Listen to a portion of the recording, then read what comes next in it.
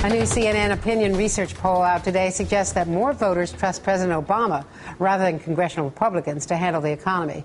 So why isn't that support carrying over to the president's jobs plan? Rachel Maddow hosts the Rachel Maddow Show on MSNBC and came in early. Thank you, my friend. It's great to see you. It's great to see you, too. Well, the president's out in North Carolina. We know the importance of North Carolina. Yesterday, Ohio, trying to sell this jobs plan, and it just doesn't seem to be persuading either congressional Republicans and even some congressional Democrats and the public. Well, it depends on how wide a lens I think you look at it. If you look at that poll that you just described there, we are seeing the president having low numbers in terms of people's faith in him to fix the economy and people's feelings about how he has managed the economy so far. But the feelings about congressional Republicans on that same score are much worse. Exactly. And so, I mean, the bottom line is that the economy is absolutely horrible. And so nobody, when asked about anything in relation to the economy, is going to look good unless they are a hypothetical person.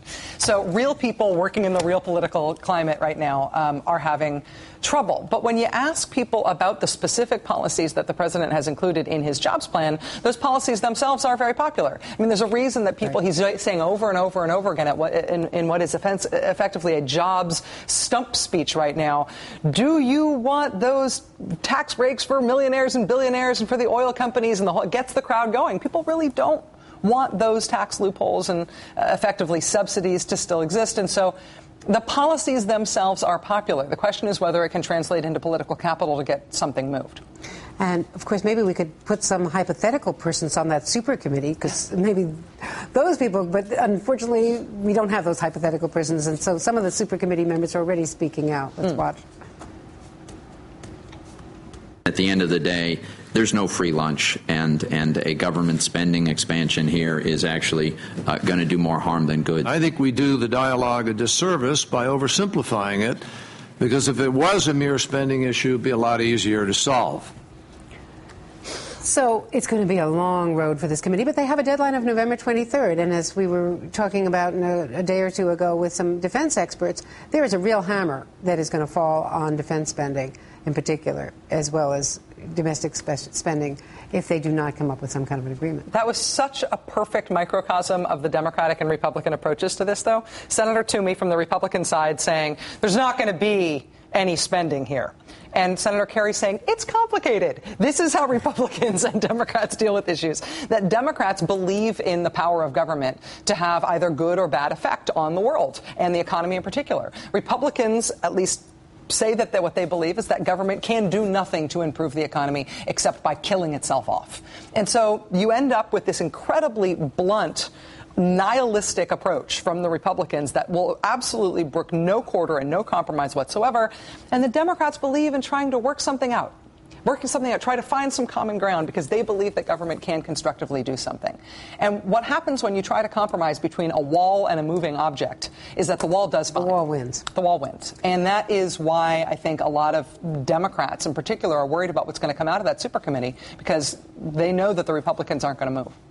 And they will have one fewer Democrat voting in the House against the Republican majority.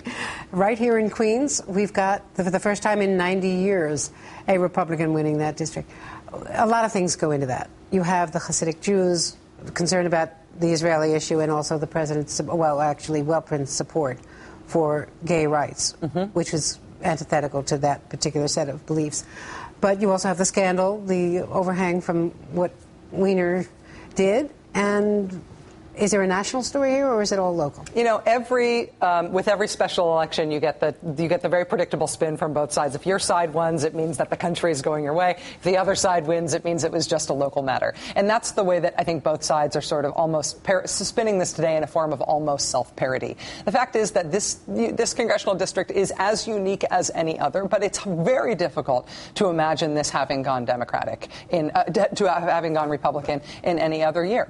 And I think that whatever the economy is still a big issue. The economy. And with that kind of a headwind, sometimes it feels like political maneuvering doesn't matter. It just feels like the economy determines the outcomes of our political contests that we think are about all the process and we think are about the candidates, but really the economy tells us the way things are going to turn out. It could be an indicator, though, that the Democratic base is not as solid. This is not a progressive liberal district to the large part. It's a more conservative Democratic district. But then you have the national race, the Republican side. We can't let you go without talking about Rick Perry. He was speaking again at Liberty University today about his faith. Okay. My faith journey is not the story of someone who turned to God because I wanted to. It was because I had nowhere else to turn. I was lost spiritually and emotionally. And I didn't know how to fix it. The interesting thing about Rick Perry, as we've seen him so far in only 31 days or so since he's been a candidate, is that he has that Texas folksy appeal, the one-liners. He is also edgy on some big issues. He's got some real problems with accusations of crony capitalism and the very lax ethic laws in Texas that legally permit him to do some things that might not be easy to sell on the grand scale. And he doesn't seem to have the follow-up answers in a debate. Yet he still seems to be the shooting star right now in the Republicans. Well, it's interesting that he does have these very sort of obvious weaknesses, as you described, but they are the kinds of weaknesses that tend to not hurt a candidate in Republican primary politics. And so, I mean, the Texas execution rate is one of these things that really is actually historic and stands out nationally as a really big issue. And if this were a national election, a general election, I think it would be a big issue. In the Republican politics, it's an applause line. Which it was. It's an applause Brian line. Williams asked the question, and exactly. There was an ovation for even before he got to the answer. The question itself, a lot of executions. Yeah. Right. The crony capitalism, I think, is actually the most interesting thing because there are some really off-the-charts stories about how sort of pay-to-play politics has operated in Texas under Governor Perry's leadership. To me, it's a really open question as to whether or not that is the sort of thing that can hurt you in a Republican primary. I mean, we've seen a lot of very populist language on the right side of the Republican Party and the sort of Tea Party mobilization and things, people talking about trying to get big business and big money and special interest out of things so the little guy can compete. Well, there's a real story to tell on the other side of that about how Governor Perry has competed. Will the Republican electorate sort of put their money where their mouth is on that issue and actually be offended by somebody who has bent over backwards the way that Rick Perry has done for the interest of big business in his state? It's really an interesting candidate, interesting story. And another really interesting candidate, Massachusetts, Elizabeth Warren declaring today against Scott Brown, and she is your guest tonight. That's right. The first national interview she's doing after declaring in that race today will be on my show tonight at 9, which I feel very lucky about. I don't exactly know how that happened. But this is a very interesting race. I mean, Scott Brown got elected by a lot as a Republican in a deep blue state. The entire political array, if you line them up as blue and red dots for Massachusetts, he sticks out almost literally like a sore thumb. There's this one there's one Republican, and he's the senator there. Massachusetts Democrats are excited about the prospect of trying to take that away, but the climate is going to be tough in 2012 for anybody, including somebody who's sort of a national rock star like Elizabeth Warren. Well, she's got a lot of jet fuel behind her right now, and we'll look forward to seeing her with you tonight. Thank you, Andrea. It's great to see you. Thank you, Rachel. Thanks.